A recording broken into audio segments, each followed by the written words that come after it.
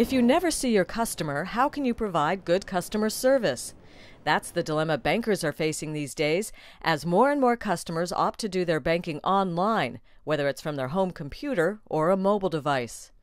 The 6th Wee Cho Yao Singapore-China Finance and Banking Forum took on that issue, among others, under the banner of Rethinking the Concept of Service in the Financial Industry. 400 participants turned out for the event. Many in the audience were industry professionals who have already been thinking about this topic in the wake of the global financial crisis. UOB Bank Chairman Xie Fuhua said the issue is not just professional but personal. In all cases, what is important to me is the personal touch that a bank can offer. Key is how a bank nurtures the relationship based on an intimate understanding of me as a customer, my banking preferences, my risk appetite, my investment and product history.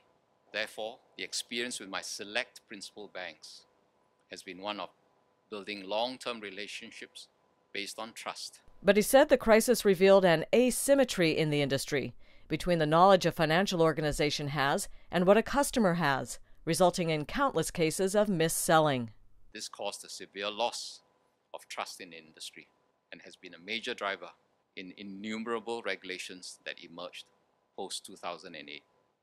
Panelists, including some of the most high-profile bankers in Singapore, along with a regulator and a luxury hotel executive, discussed crucial elements of customer service in rebuilding that trust. A hospitality executive? Yes. Capella Hotel's Robert LAGERWEY said banks can take a page from his playbook and apply it to their own operations, as he said DBS Group CEO PIYUSH GUPTA, seated next to him, had done. We deliver genuinely caring, timely and defect-free service to our customers with employees that are empowered and work in an environment where they are respected and are part of something bigger than what you would expect in another organization. A sense of purpose and belonging. And I believe you used those words for your bank in an article that I read about you. And I thought, wow, there's connection there.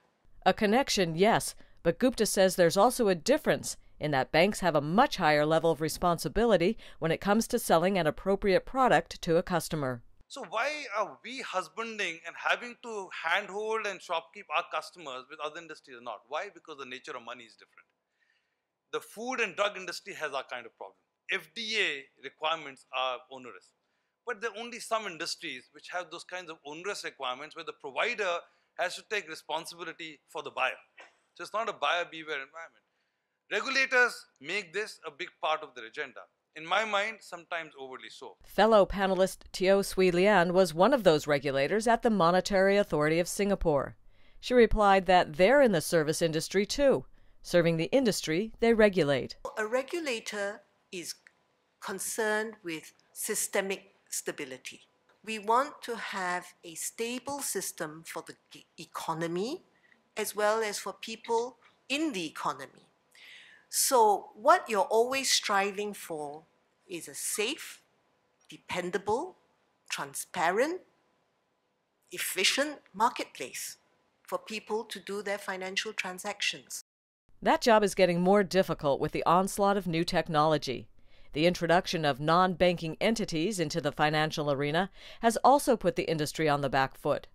Fast-growing e-commerce firms, such as China's Alibaba and Tencent, have begun to offer customers financial services outside the traditional banking framework. UOB Managing Director Eddie KHOO said being true to the bank's values of prudence, responsibility, hard work, and long-term thinking will get them past these challenges. For us, the important thing about the introduction of new products and services is how are we using our values to guide us in developing these services. The digital space provides immediate access to information. Decisions can be made in real time.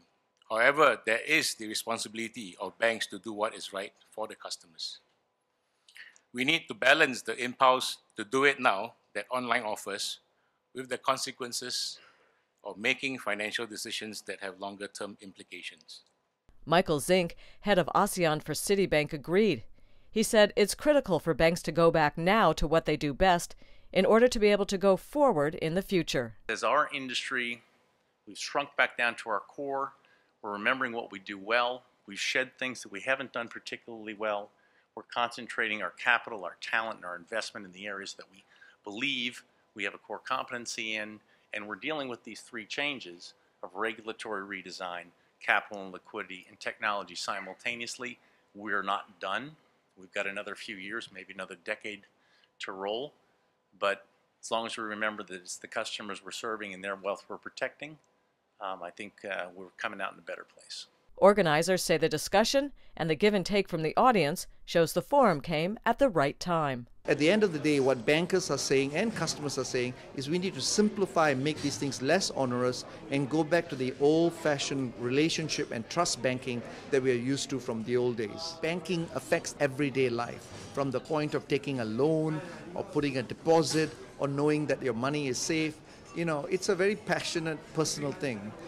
So I felt it was good that we had the titans of the financial industry from Citibank, from DBS, from UOB here sharing their views. For NUS Business School, I'm Katie Sargent.